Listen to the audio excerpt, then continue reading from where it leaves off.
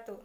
Perkenalkan, nama saya Rian Respati Iliin dari kelas Kesmas Reguler C semester 5. Saya akan sedikit memaparkan masalah diabetes mellitus pada lanjut usia untuk memenuhi tugas mata kuliah Surveillance Kesehatan Masyarakat. Langsung saja yuk, kita ikuti penjelasan berikut ini.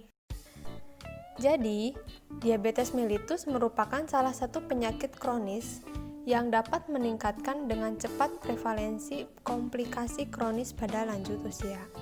Hal ini disebabkan kondisi hiperglikemia akibat ketiadaan absolut insulin atau penurunan relatif sensitivitas sel terhadap insulin, akan memicu munculnya penyakit tidak menular kronis lainnya.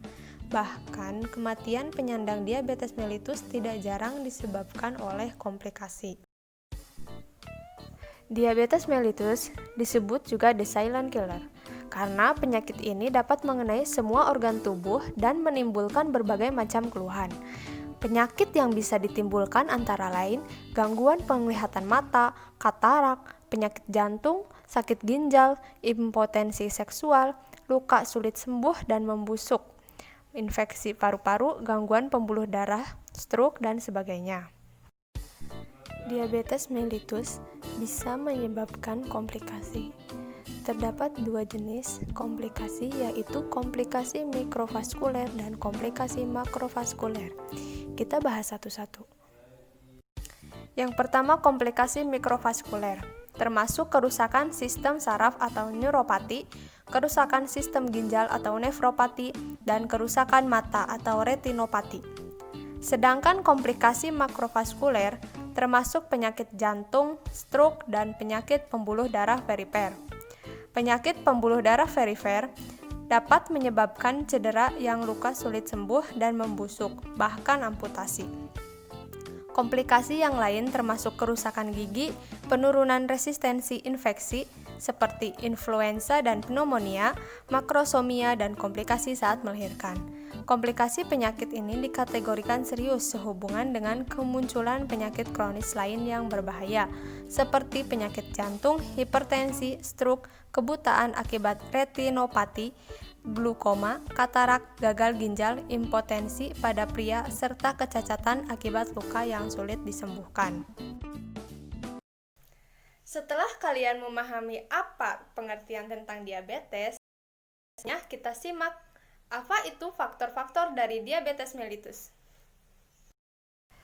Ada penyandang diabetes mellitus tipe 2 yang dirawat di unit rawat inap Rumah Sakit Umum Daerah A mengalami komplikasi dan pada lanjut usia atau lebih dari 60 tahun. Lansia yang mengidap diabetes mellitus mengalami komplikasi sekitar 73,1%. Berdasarkan hasil analisis multivariat, diperoleh informasi bahwa faktor-faktor yang mempengaruhi komplikasi diabetes mellitus adalah merokok, faktor umur, jenis kelamin, status obesitas, dan aktivitas fisik. Ada kasus kedua yang mengalami diabetes mellitus pada lanjut usia di Puskesmas Kecamatan Mampang. Jumlah responden pada kelompok kasus adalah 28 orang dan kelompok kontrol 76 orang. Hasil dari penelitian tersebut, responden pada kelompok kasus yang mempunyai riwayat keluarga diabetes mellitus sebanyak 35,7%, dan pada kelompok kontrol sebagian besar responden tidak mempunyai riwayat keluarga diabetes mellitus, yaitu 92,1%. Responden pada kelompok kasus sebagian besar mempunyai status hipertensi. Sebaliknya, pada kelompok kontrol sebagian besar responden mempunyai status tekanan darah yang normal. Dapat disimpulkan, faktor yang paling berhubungan dengan kejadian diabetes mellitus di Puskesmas Mampang adalah riwayat diabetes mellitus keluarga. Pada kasus ketiga, penderita diabetes mellitus bisa dilihat dari berbagai faktor. Salah satunya adalah umur. Umur berhubungan secara bermakna dengan diabetes mellitus di mana umur 55 sampai 64 tahun adalah kelompok yang paling berisiko. Semakin tua, semakin tinggi kecenderungan terkena diabetes mellitus.